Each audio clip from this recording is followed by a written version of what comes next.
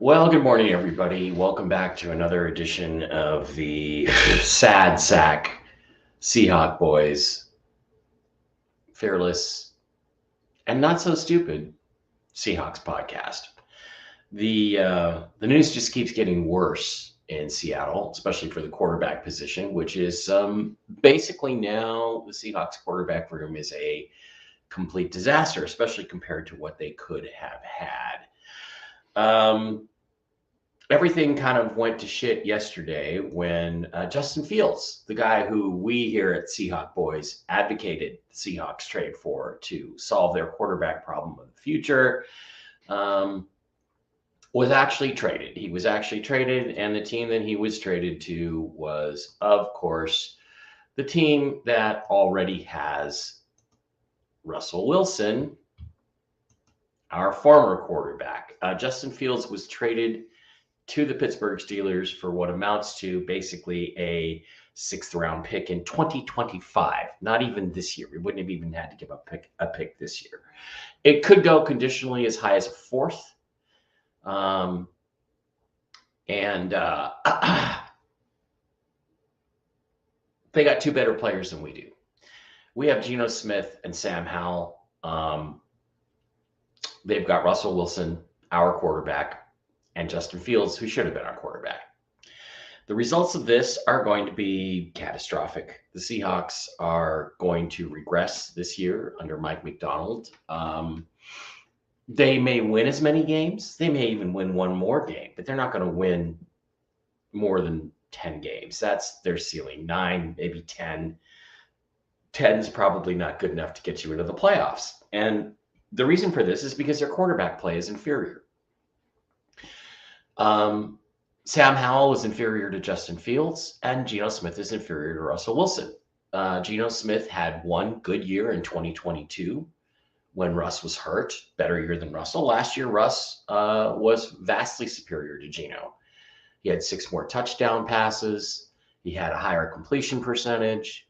He had a much higher passer rating, and he had fewer interceptions.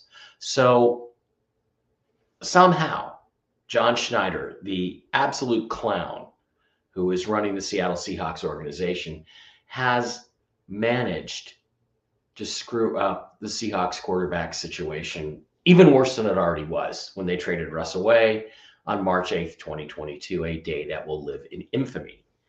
Now, why is it a day that will live in infamy? Well, we'll talk about that maybe a little bit later. But again, I'm going through this Dan Weens guy, this I don't want to say fag, but I'll say it, who blocked me on Twitter for simply pointing out that, there were 7 players available, 7 quarterbacks available in this off season that had more upside than Geno Smith. Justin Fields, and by the way, Sam Howell was not one of them. Justin Fields, Drake May, J.J. McCarthy, Michael Penix, Bo Nix, Caleb Williams, did I already say Drake May, Jaden Daniels, and Spencer Rattler. And he came in and trashed, because I guess it was on one of his threads. I was responding, didn't respond to him directly. And he called that ridiculous. Seahawks forever, dumb fuck.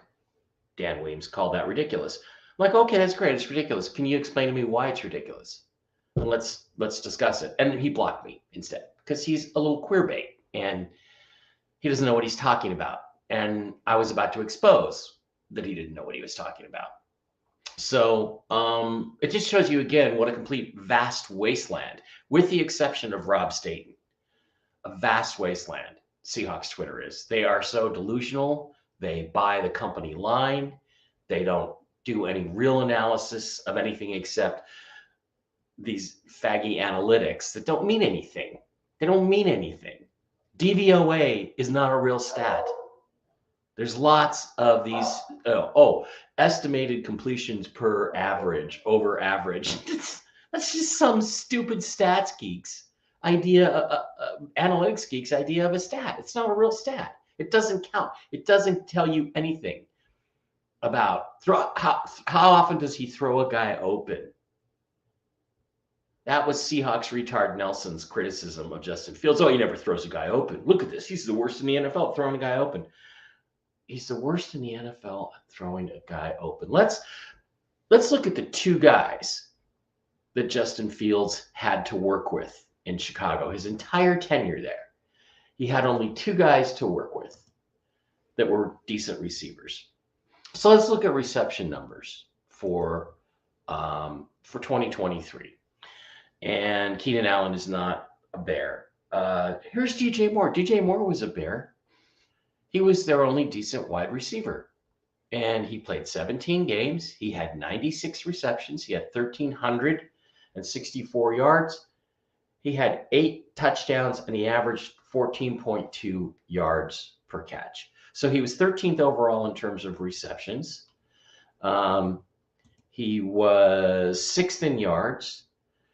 He was, where is DJ in terms of average? He was 25th in average, 14.2, which is a good average. And he was 8th in touchdowns. That's DJ Moore. Being thrown to by Justin Fields, who Seahawks Twitter will tell you was no good and can't throw a guy open. Okay, so let's go back and look at his tight end, Cole Kmet, who was the only other decent player he had. Cole Kmet was 29th in touchdowns. He had 6 touchdowns. So 8 and 6, that's 14 touchdowns between his two best receivers. Now, where was Cole Kmet in terms of receptions? Well, let's see. He had, there he is, 34th. He had 73 receptions. He had 719 yards. He averaged 9.8 yards per catch, which is really good for a receiver. So let's see, 73 and 96 is about 160 completions between those two guys. Now let's look at Sam Howell's best receiver, who was the vastly overrated. Terry McLaurin. There he is. He's 24th. He had 79 receptions, 1,000 yards, and a mere 4 touchdowns. It's pretty good. It's not as good as Justin Fields. Not as good as DJ Moore, who was thrown to by Justin Fields. So I don't see how anybody can argue that Justin Fields is inferior to Sam Howell. That's insanity. But okay, so there's other things that they like to say. They like to say, well, we didn't pay very much for Sam Howell. So again, I'm going to remind you the trade for Sam Howell was a 4th round pick. They sent us a 4th round pick and a 6th round pick along with Sam Howell. We sent them our highest third, number 76, not 81, our second third, our highest third, and a 5th. Now, the 3rd and the 5th, the points difference is equivalent to 112 points in the NFL trade charts. Now let's slide over and look at 112 points. Let's see. The first pick is worth 3,000. Chicago has that. Seattle's pick is worth 1,000 at 16. Let's find 112. Oh, there it is, 112. Cincinnati has that pick. It's 97. It's a 3rd round compensatory pick. So 3rd, 4th. So we paid the equivalent of a 3rd round pick. And I think that it's the first pick in the 4th round for Sam Howell. The Steelers paid a 6th round pick in 2025, a year from now, that may go as high as a 4th. So they actually paid less because it's technically a 6th round pick. Okay, so again, let's look at Seahawks Twitter debate. Here's Brian Numskuller. All these I'd rather have Fields than Howell takes are fine. Everyone has a right to their point of view. Just know that Fields was a big name, drafted in the 1st round, 11th overall, and has started 38 games. 32 teams could have had him, and all Chicago could get was a 6th. The NFL is not impressed and neither am I. Well, Brian, that's because you're a dumb fuck. Okay? Because let's look at other people. There's Galaxy Bean. I wonder who that is. I wonder if Galaxy Bean is associated with anybody I know. 24 teams passed on Aaron Rodgers. 25 teams missed on TJ Watt. 31 teams passed on Lamar Jackson. Now, in year 3 of the rebuild, the Steelers have a better quarterback situation than the Seahawks do, and they paid less for it. That's true. Those are the facts. So then, obviously, he didn't get the response he wanted, so he posts again. Howell has proven far more as a passer than Fields. I definitely prefer him as a prospect. Much better chance to teach him to play with more discipline than to teach Fields everything he needs to learn as a passer. Seattle traded the equivalent of a fifth for Howell. Good deal. As I pointed out, Seahawk boy Mike Barra, this is completely backwards. Fields can do far more in the passing game and with his legs. Howell is a one-read wonder, which we talked about yesterday, which is why he has so many interceptions. Just go watch the highlight reels. Not only that, we traded the equivalent of a third or fourth, borderline third round pick for Howell, not a fifth. That's a lie. They're using a retard chart that nobody in the league really uses to try to justify this. And he hasn't proven anything more as a passer, except that he can throw far more interceptions than Justin Fields. One of the things we should do here is look at their career so far, Howell versus Fields. We can do that later. All you have to do again is look at the receivers that Justin Fields is throwing to, Cole Kmet and DJ Moore. Their stats are way better than Terry McLaurin and the Washington Redskins receivers that Howell was throwing to, and with fewer interceptions. So there's no way that you can argue that Howell is a better passer than Fields. Fields is clearly the better passer. Now we get into the next factor, which is, oh, well, yeah, okay, fine. But you have to pay Justin Fields a lot more. You have to pay Justin Fields a lot more. Again, Numbskuller, I'm sorry to keep using Numbskuller, but hey, he's the one who just keeps coming up with the false arguments. Justin Fields was traded for a sixth that could become a fourth. He's in the last year of his deal. He's 25. The cost of giving him the fifth-year option is $21.9 million. Sam Howell was traded for the equivalent of a fifth, seventh in some charts. It's a third.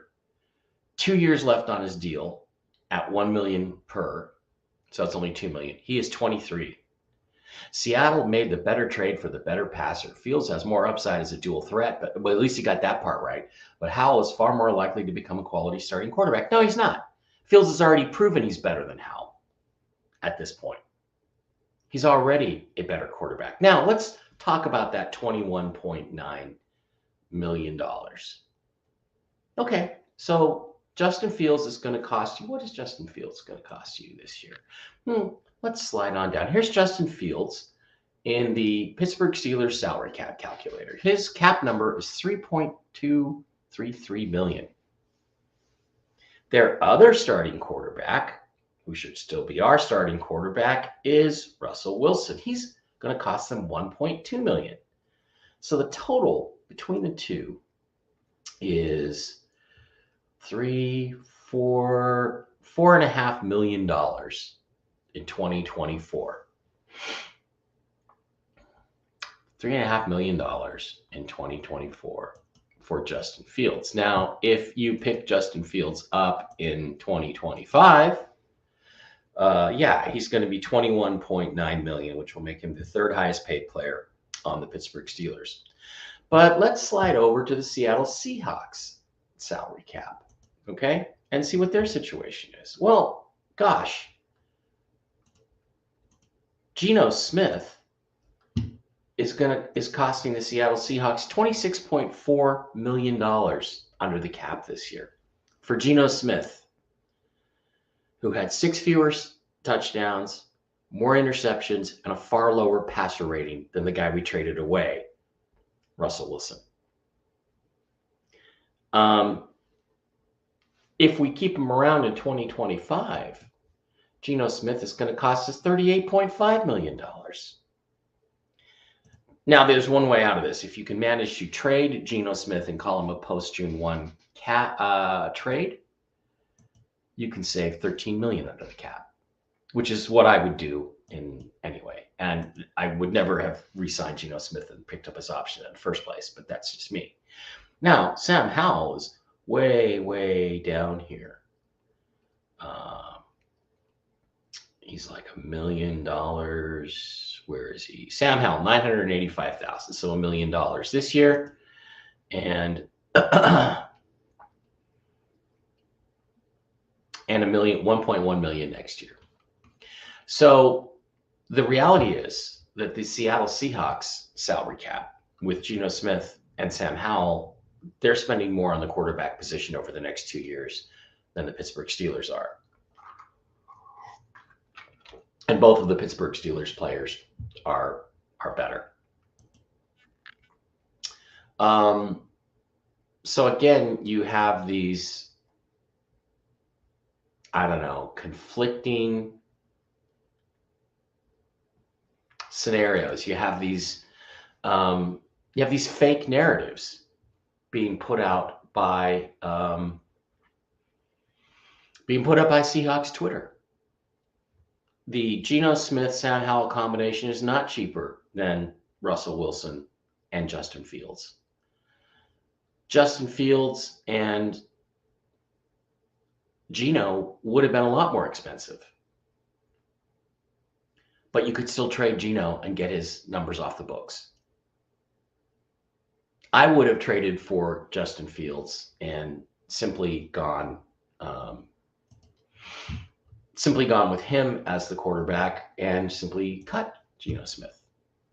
But hey, that's just me. That's just me, the smart guy in the room who knows what's really going on. Now, in other news,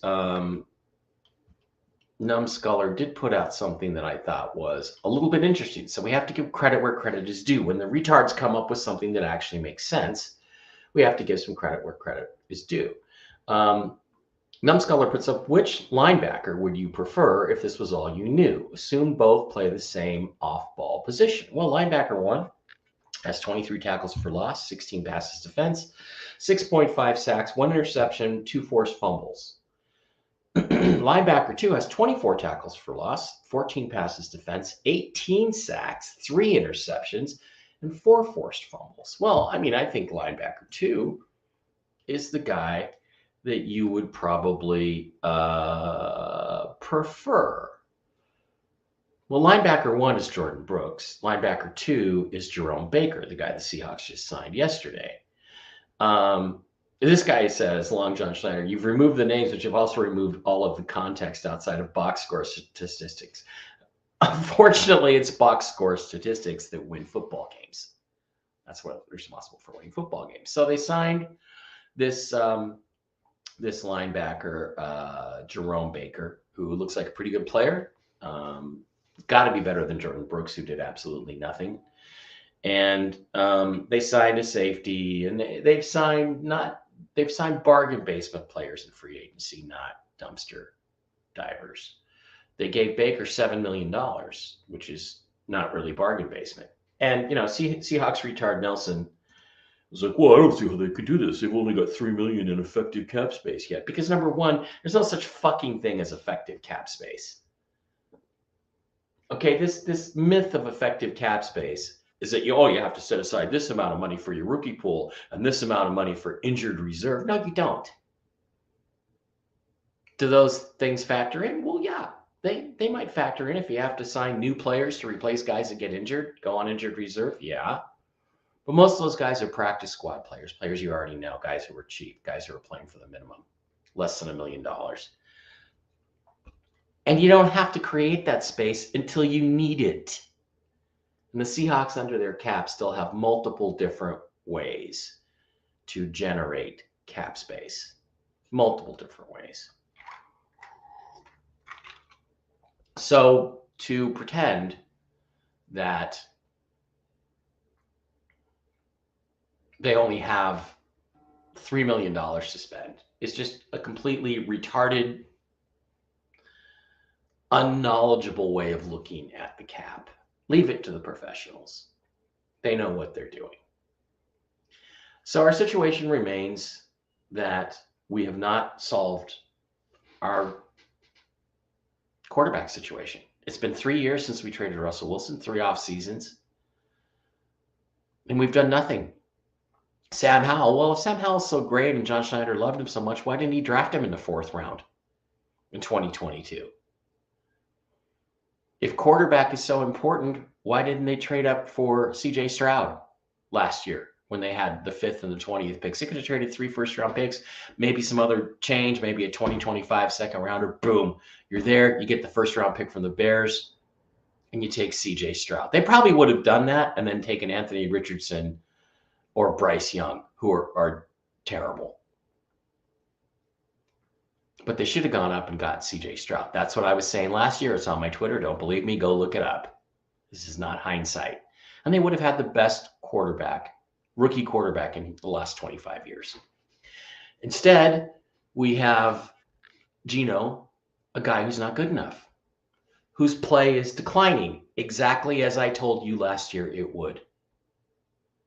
I told you 34-year-old quarterbacks, 34-year-old journeyman quarterbacks who have a breakout year never get back to that same level. They only decline after that. Actually, over 30 quarterbacks. That is the historical record.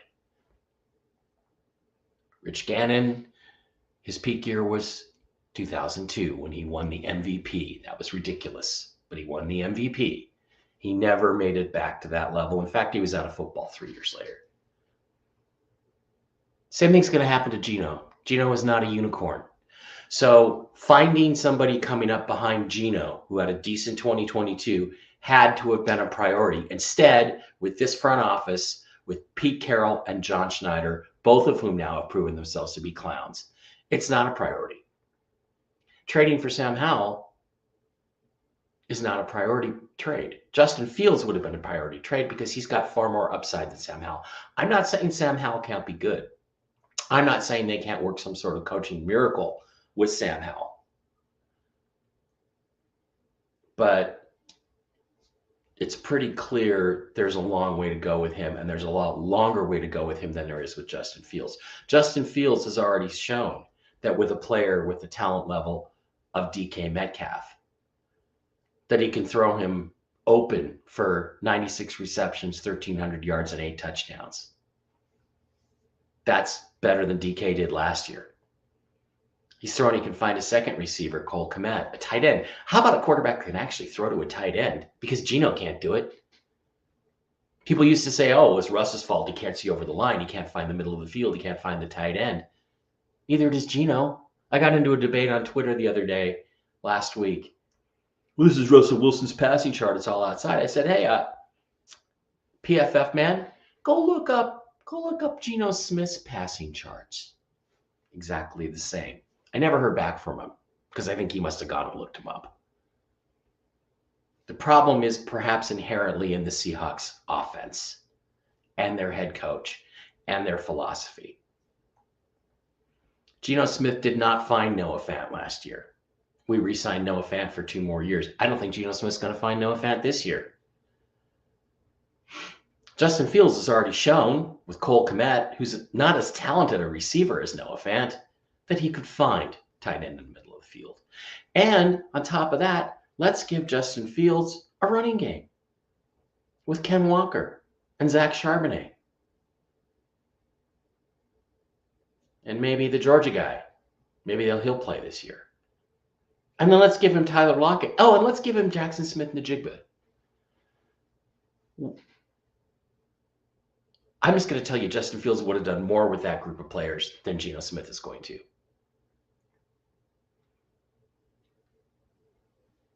So would Russ. Painful, but that's the truth. So would Russ. So we have once again failed to meaningfully address the quarterback situation. Now, there is one scenario under which this could still be fixed. And if the Seahawks do this, I will bow down to John Schneider as the most brilliant general manager ever.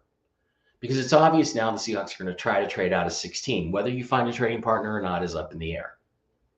But it's possible they could, let's say, trade down out of 16. Let's assume Penix is not there. If Penix is there at 16 and they don't take him, that's fucking criminal.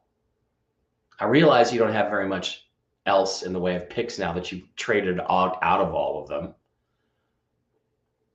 But for Sam Howell, but you could still draft Penix, start Sam Howell, trade Geno for a 2025 pick, a 6-pack of beer, anything to get those numbers off your books, and go with those two guys. And if they pass on Penix at 16, even Nix at 16, Bo Nix, it'll be a catastrophe of epic proportions. But let's pretend that he's not there. They trade down to mid to late 20s or early 30s. And then get a second-round pick out of it. And somewhere along the line, with their 2 second-round picks, or if by some miracle he makes it to their 3rd-round pick, they draft Spencer Rattler. And then do the same thing. Trade Geno for a 6-pack of beer in 2025. Somebody might give you that for him, especially if you promise to pay his entire salary.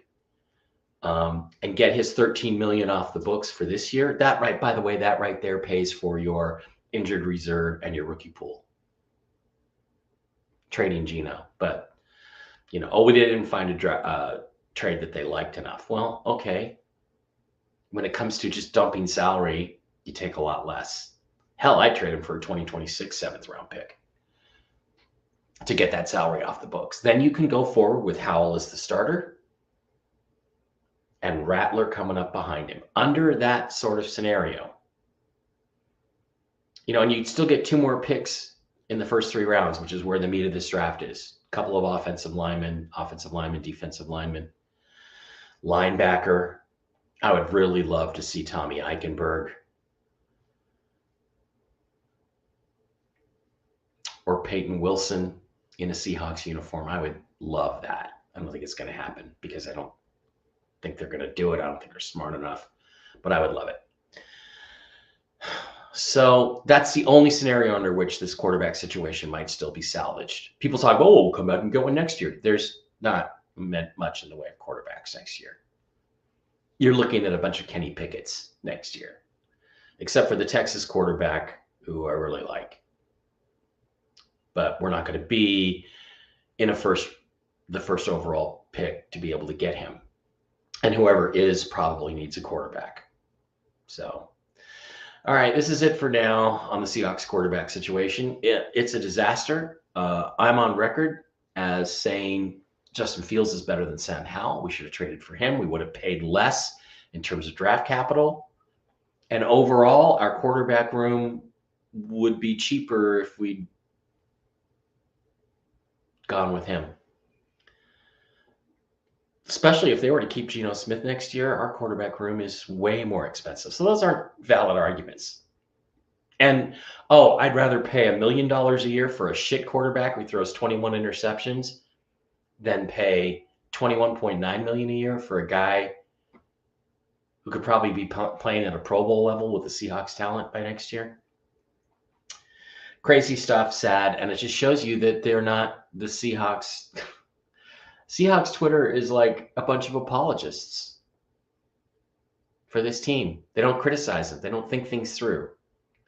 Except for Rob Staten. Rob Staten has integrity. Rob Staten has intelligence. All right, thanks for being here. I'm going to go be depressed on a Sunday and hope that Liverpool loses in the FA Cup to Manchester United, which makes me want to puke that I'm rooting for United. But what else am I going to do? Have a good Sunday. Keep your eyes out. The Seahawks situation, unless something really surprising, I think they're going to just draft 3 position players. But if they're actually smart, they'll say, okay, now we don't have to reach for a quarterback. We can wait and take one with the 1st-round pick, our 2nd-round pick, or our 3rd-round pick, assuming we trade down to get a 2nd-round pick. Maybe we can grab Spencer Rattler in the 2nd round. I'd be okay with that. See you later. Thanks. Bye.